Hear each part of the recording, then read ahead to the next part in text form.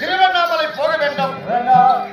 திகதீஸ்வரன் சொல்லக்கூடிய சிவபெருமானை தலைவணங்க வேண்டும். யாரெல்லாம் பிச்சை எடுக்க வராங்களோ அவங்களுக்கு கண்டிப்பா பிச்சை போடணும்.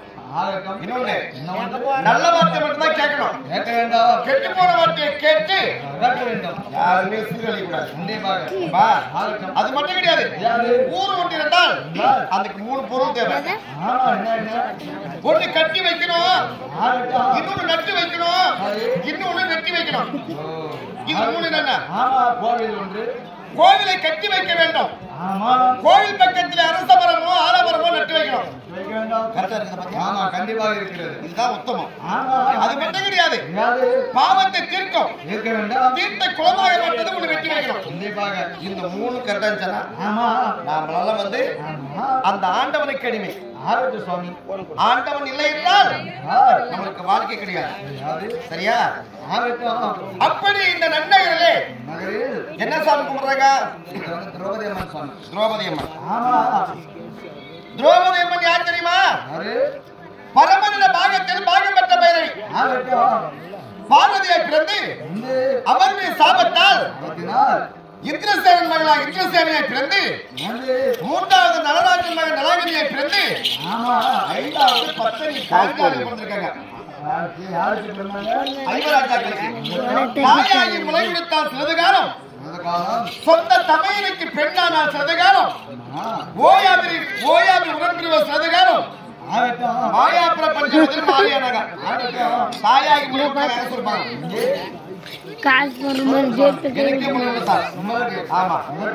நான் பரசுராமராஜன் வேதியம்மாளுக்கும் சபதக்கனி முனிவருக்கும் 5வது பிள்ளையை பிறந்தேன். பரசுராமனை பிறந்து யாரு?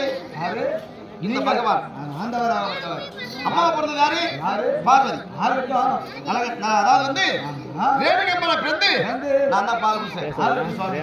சொந்த தமையனுக்கு பெண்ணானால் நான் ராமநாட்டில் இருக்கிற போது எனக்கு மனைவியா பிறந்த சீதா தேவியா அவங்களே சரி தகுதியா பிறந்தாங்க. 3 பேர் கூட கூடி பிறந்து அதர்வத்தை அழிக்கவும் தர்மத்தை நிலைநாட்டவும் அந்த அம்மா பிறந்திருக்காங்க. அதுதான் திரௌபதி அம்மன் சன்னதி அமைத்து பிற்பகல் எல்லாம் 1000 பேருக்கு அன்னதானம், சொன்னதானம், போதானம், வஸ்திரதானம், தானத்திலே 32 தானத்தில் சிறந்த தானம் என்னதானம்? அன்னதானம். போதும் சொல்றது அது மட்டும்தான். கண்டிப்பாக நிச்சயம் எதை கொடுத்தாலும் மனுஷனுக்கு பத்தவே பத்தாது. ஒரு 2 ரூபாய் கடன் வாங்கணும், இன்னும் 10,000 சேர்த்து கொடுப்பாரா? கண்டிப்பாக அப்படின்றோம். நகை வாங்க போறோம், இன்னும் சேர்த்து வாங்கலாமா அப்படின்றோம். சொத்து வாங்க போறோம், இன்னும் 2 காய் சேர்த்து வாங்கலாமா அப்படின்னு ஆசைப்படுறோம். ஆனா போதும் என்பது சாப்பாடு மட்டும்தான். 1000 பேருக்கு அன்னதானம் வைத்து ஏன் அந்த அம்மாவுக்கு திருவிழா செஞ்சாங்களே இப்போ வீட்டுல படுத்து தூங்கட்டும். ஏன் வந்து பாக்குறாங்க எப்படி அப்படி இல்லப்பா. இந்த அம்மனுக்காகவே ஓரிரு கண்பிடிக்க வேண்டும். வீழ்த்தது உண்டானால் சாலோகம் சாமீபம் சாரட்சம் என்று சொல்லக்கூடிய 4ஆம் அதிபத்தி மோட்சம் அடைவார்கள். சரியா? பாஞ்சாலி அம்மா மேல அவ்வளவு ஒரு அக்கறை. பார்க்கும் போது கடல் மாதிரி இருந்துச்சு ஜனம். ஆனா பாத்துட்டு போறாங்களே என்ன காரணம்? கெட்ட கதை இருந்தாலும் முற்றிலும் கேட்க வேண்டும். சொல்லுங்க. சரி பார்க்கலாம். ஏன் தெரியுமா? முதல் முறையாக நாடகம் வச்சாங்க. இது கடைசி வரைக்கும் பார்க்கணும். இது எப்படி நடிக்கிறாங்க? 12:25. இது டிராமா இல்ல, நாட்டியம் கிடையாது. நாட்டியம் பாரு, மேடை மகன் மேடை. ஆனா அதுக்கு காசு அதுக்கு பாரு எத்தனை விசிறு, எத்தனை கைத்தட்டு. என்ன உலகம் இது? அவங்க பாரு லட்சக்கணக்கில் மழை வந்தா கூட காசு கொடுத்துறாங்க. நம்ம தெருக்கூத்து நியாயம் எங்க இருக்குது, அக்கிரம் எங்க இருக்குது பாத்தியா? அவங்க என்ன பண்றாங்க? பெண்களா வந்து நடிக்கிறாங்க. சரிங்க சுவாமி. காட்டாத இடமெல்லாம் காட்டுறாங்க. ஒரு பெண்கள் உடம்பை காட்டக்கூடியது தன் புருஷனுக்கு மட்டும்தான். அதுவும் 4 சுவற்றுக்குள்ளே இரவு நேரத்திலே தாசியாக நடிக்க வேண்டும். பிற்பகல் ஆனால் அதே தாயா நடிக்கணும். புருஷனுக்கு மட்டும்தான் அந்த உடம்பை காட்டணும். ஆனா அப்படி கிடையாது. அந்த உடம்பு எதிர்பார்க்க காட்டுறாங்க ஆர்கெஸ்ட்ரா காட்டுறாங்க நம்ம நீ காட்டி தெரிஞ்சா நான் போய் மாயிட்டு வந்துட்டாண்டா நம்ம லோபர் மாதிரி பேசமா காசு ஆச்சு அதனால கடவுளை ஜெயிக்க வேண்டும், பெரியவங்களை மதிக்கணும். ஆனா கடவுளுக்காகவே ஓடுது தப்பா நினைக்காதீங்க. யாரெல்லாம் உட்கார்ந்து திடீர்னு வரைக்கும் எங்களுக்காக இல்ல, இந்த அம்மனுக்காக, இந்த ஆத்தாளுக்காக யாரெல்லாம் உண்ணாமல் உறங்காமல் இங்கிருந்து வீட்டுக்கு போறீங்களோ கண்டிப்பா அந்த அம்மன் அருளா சிறிதேவி வீட்டுக்கு வருவாங்க. யாரெல்லாம் பாதியில் எழுந்து போய் இங்கு தூங்குறதும் சரி, பாதி நேரத்துல இருந்து வீட்டுக்கு போறதும் சரி, கண்டிப்பா மூதேவி அவங்க வீட்டுல உட்காரணும். இது உண்மை சொல்லிருக்காங்க. ஆமா சரியா? அப்படி போயிட்டோம். இந்த சபை நாடு நான் வந்திருக்கிறேன். நான் யார், என் நாட்டை சேர்ந்தவன், எதற்காக வந்தேன், என்னுடைய விளக்கம்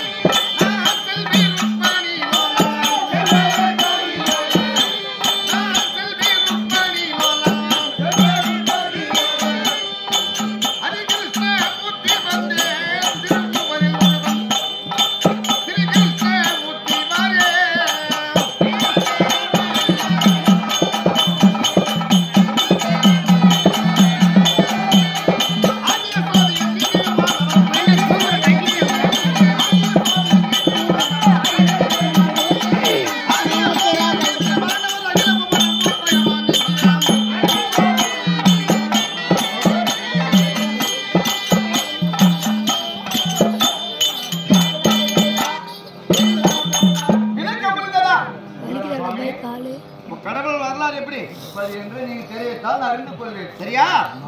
உலகமாகப்பட்டது 50 கோடி 70 லட்சம் பொருந்திய இந்த உலகம். 50 கோடி 70 லட்சம் பொருந்தது இந்த உலகம். உலகமாகப்பட்டது முதல் முறையாகவே கோழி முட்டைகள் தான் தோற்றப்பட்டது. கண்டிப்பாக சில நாள் சென்ற உடனே 2 கற்பக கோடி வருஷம் படார் என்று வெடித்து மேலே சென்றது ஆகாயம், கீழே சென்றது பூமி. இந்த பூமியிலே 2 கற்பக கோடி வருஷம் மரம், செடி, கொடி, புல் பூண்டு எதுவுமே இல்லாதிருந்தது. நதி கடலிலே ஒரு பொன்கம்பம் தோன்றியது. அந்த பொன்கம்பத்திலே ஓங்காரம், ரீங்காரம் பாடிக்கொண்டே இருந்தது. அந்த கம்பத்தில் சில காலம் சென்றவுடனே படார் என்று வெடித்து அகோர உருவம், கோழி முட்டை கண்கள், கோர பற்கள், நீண்ட நாக்கு, நெற்று கண்கள், விரிந்த கூந்தல், அகோர பார்வை, 1000 தலை, 2000 கையோடு ஓம் சக்தி பிறந்தார். ஆமா, முதல்ல உலகத்துல யாரு பிறந்தாங்கன்னா பெண்கள் தான் பிறந்தாங்க. சரியா? முதலாகவே 3 பேர் நம்ம பேர கதை கண்டிப்பாக பேச விடுங்க சாமி. அவங்க நம்ம காசு வாங்குறது பேசும்போது காசு கொடுக்குறது பேசாது, அதெல்லாம் கவனிக்கணும்.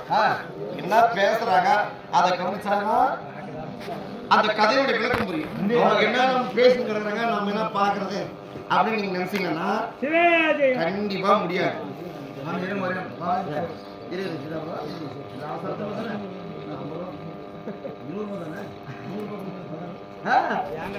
பேர் சொல்லு, பேர் சொல்லு.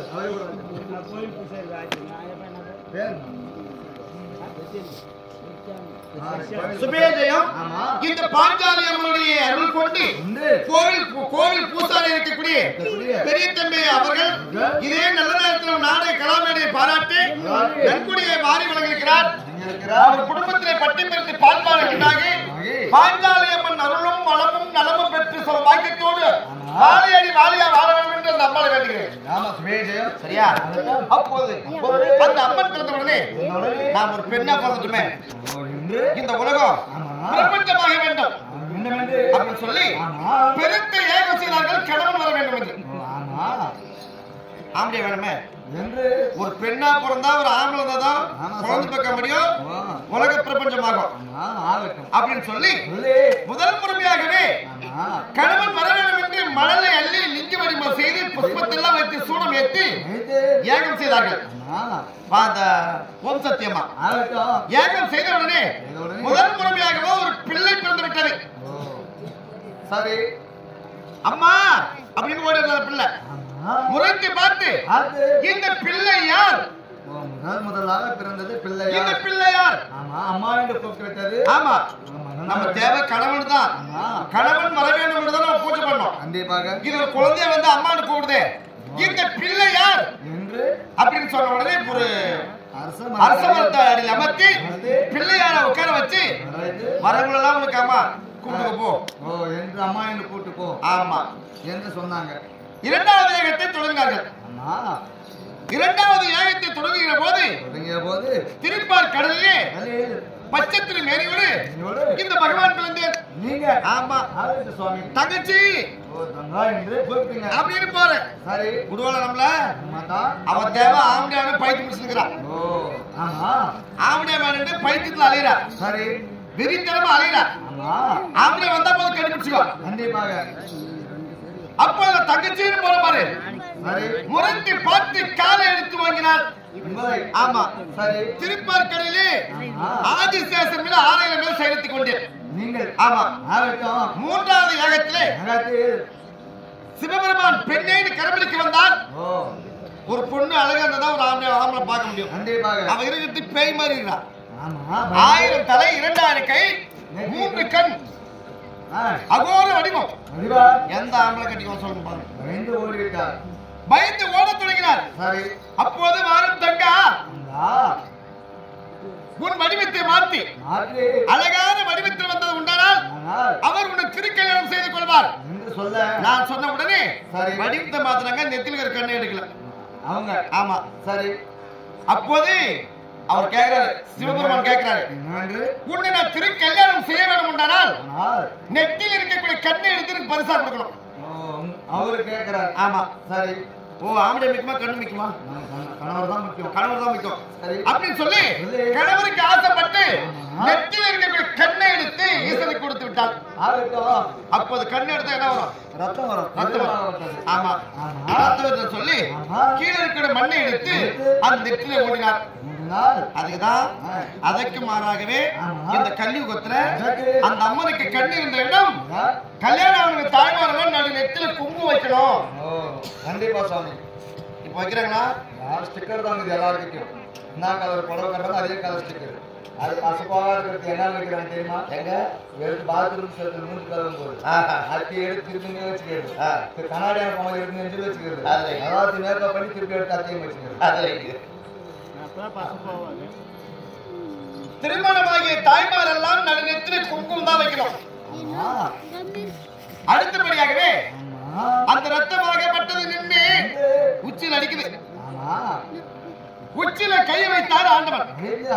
அதுதான் பறக்கக்கூடிய குழந்தைகளுக்கு எல்லாம் அந்த உச்சியில் பாரு கையை வச்சு அங்க அமரும். ஆண்டவன் வெளியில சிறந்தாது பாத்தீங்களா? எங்களுக்கு தெரியாத உங்களுக்கு தான் தெரியும். ஆமா நடு உச்சியில ஆண்டவன் வெளியில சிறந்தாங்க. அந்த ரத்தமாகப்பட்டது அங்கே நின்று யோனி வழியா உழவுது ரத்தம். காலை பின்னி நிக்கிறாங்க அந்த அம்மா. அண்ணா என்னை காப்பாத்தினார் ஆயினா யோனி வழியா ரத்தமாகப்பட்டது சொட்டி கொண்டு இருக்குது. என்னை காப்பாத்துங்க ஆராயினா அப்படின்னு எனக்கு கெஞ்சி கூத்தாடுற. நான் என்ன சொன்னேன்? அம்மா இந்த உதிரத்தை என்னால் நிறுத்த முடியாது. நெத்தில வந்த ரத்தத்தை நிறுத்தி விட்டேன். இந்த யோனி வழியா உனக்கு பத்திய பெண் உறுப்புல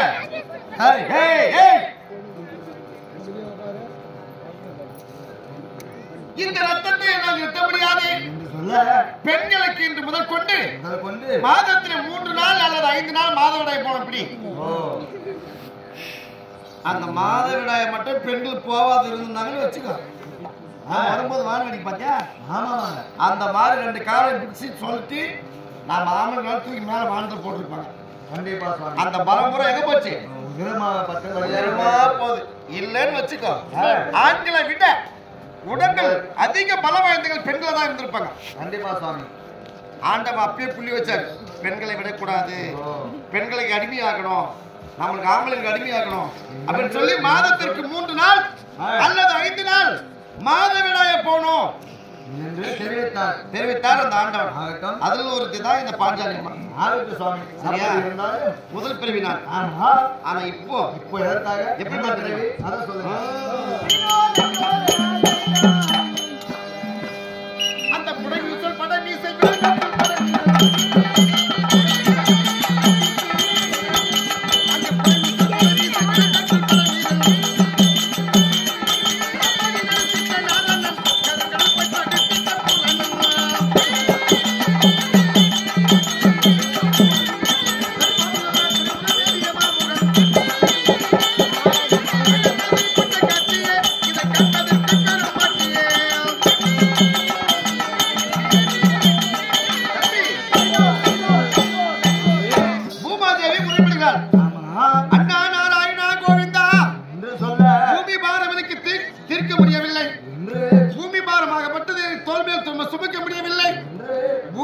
குறைச்சு கொடுன்னா அப்படின்னு முறையமுறான்.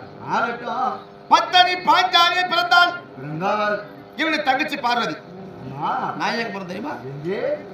ரேப்பரை என்று சொல்லக்கூடிய ஆயர்பாடியே வசுதேவர் மூர்த்திக்கும் தேவகி எம்மனுக்கும் 8வது குழந்தையாய் 12 மணி அளவில் 2வது தாவத்திலே இவனுடைய தாய்மாமன் பாதாள சிறைசாலையிலே பிறந்தேன்.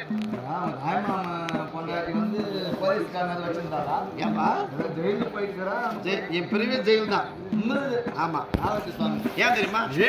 அசரீர் வைத்தது என்னவென்று, அடே கம்சா, 2 பெண்களையும் திருமணம் செய்து விட்டோம் என்று பெருமையிலே கானகத்துக்கு புறப்படுகிறாய். சரியா? உன்னுடைய தங்கச்சி தேவகி வயிற்றிலே 8 குழந்தை பிறக்கும். 8வது குழந்தைனா உனக்கு கட்டாயம் மரணம் என்று அசரீர் வைத்தது. அப்பே தூக்கி சிறையில் போட்டாங்க அம்மாவை. எங்க அப்பனும் எங்க அம்மா. சரிங்க சுவாமி.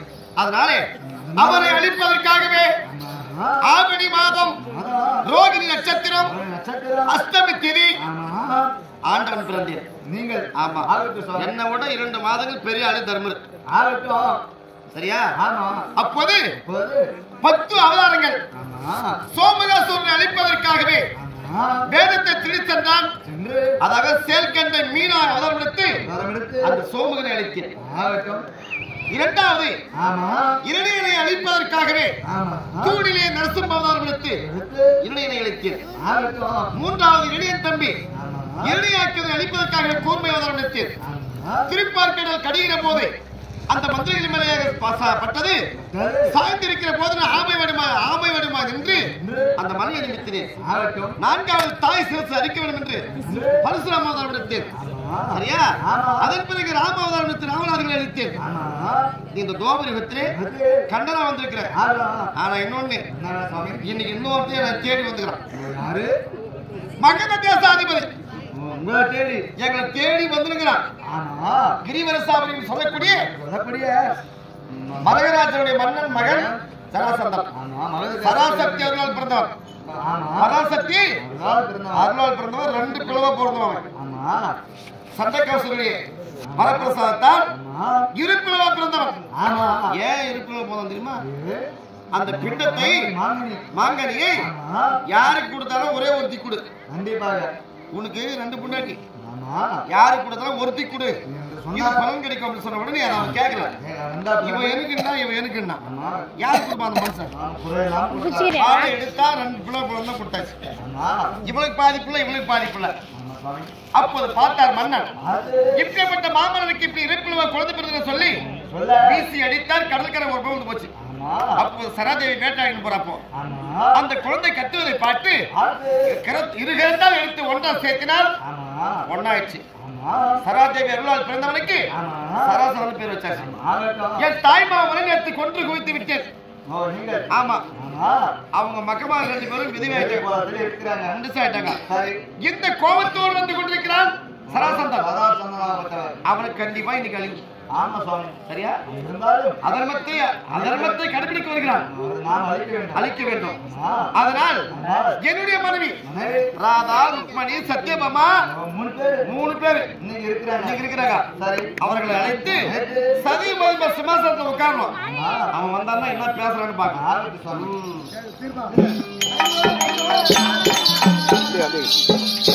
வறண்ட சிவன்